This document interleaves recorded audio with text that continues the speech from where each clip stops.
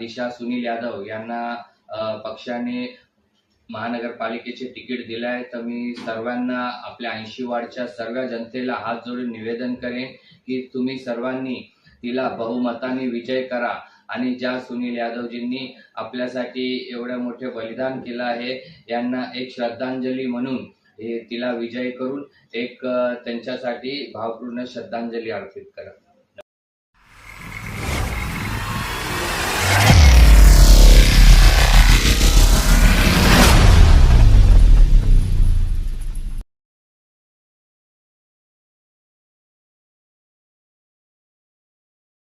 नमस्कार, मी अतुल जैन आपला आपली बातमीमध्ये आपल्या सर्वांचं हार्दिक स्वागत करतो।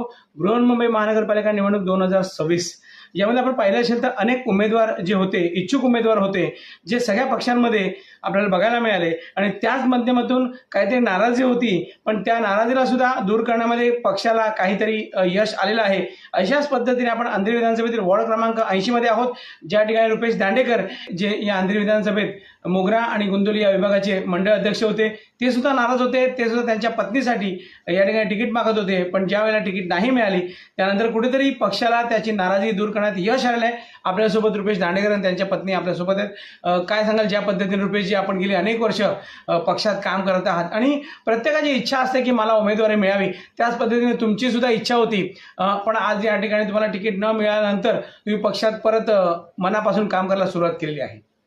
नमस्कार, मी मोगरा गुंदवली मंडळ अध्यक्ष रुपेश दांडेकर आणि मी गेले 16 वर्ष झाले पक्षात कार्यरत असून अनेक पक्षांनी माझ्यावरती अनेक जबाबदाऱ्या दिलेल्या आहेत।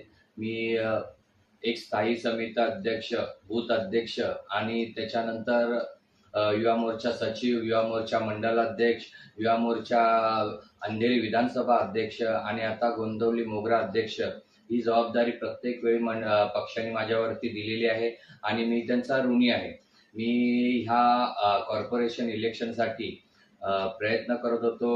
हा वॉर्ड लेडीज ओबीसी झाला, याकरता मी माझ्या मिसेससाठी प्रयत्न केले, पण ठीक आहे।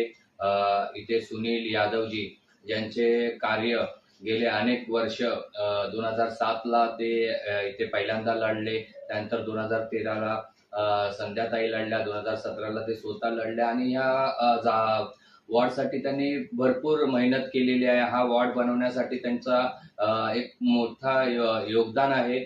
त्याच वेळी ज्यावेळी कोरोनाचा काळ होता आणि मी एक त्यांचा सतत एक ऍक्टिव्ह कार्यकर्ता म्हणून त्यांच्यामध्ये नेहमी त्यांच्या कामात रुसलेला असायचो।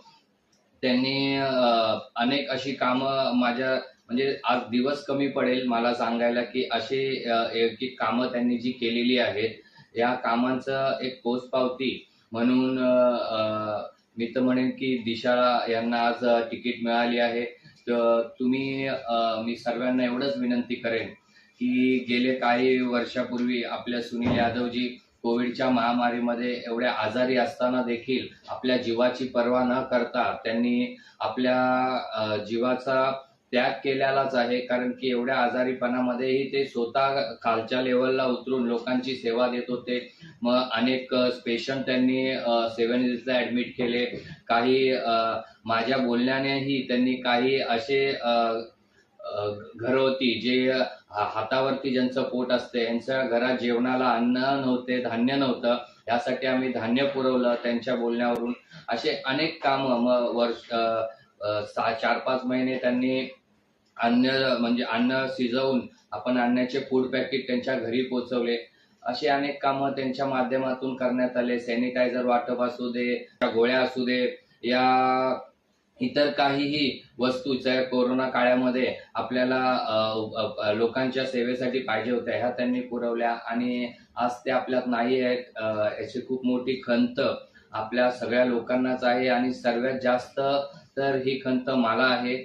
तसेच सुनीलजी गेल्यानंतर संध्या सुनील यादवजी यांनी देखील हा कार्यभार सांभाळला। आम्हीही त्यांच्यासोबत होतो। त्यांनी लोकांची जी सेवा सुनीलजी करत होते त्या पद्धतीनेच त्यांनी देखील ही सेवा केली आहे आणि दिशा देखील पुढे अशी सेवा तुम्हाला येत्या 5 वर्षात देईल हे आम्ही स्वतः आश्वासन देतो। आज त्यांच्या मुलीला दिशा सुनील यादव यांना पक्षाने महानगरपालिकेचे तिकीट दिले आहे, तर मी सर्वांना, आपल्या 80 वार्डच्या सर्व जनतेला हात जोडून निवेदन करेन की तुम्ही सर्वांनी तिला बहुमताने विजय करा आणि ज्या सुनील यादवजींनी आपल्यासाठी एवढे मोठे बलिदान केलं आहे, यांना एक श्रद्धांजली म्हणून तिला विजयी करून एक त्यांच्यासाठी भावपूर्ण श्रद्धांजली अर्पित करा. नमस्कार.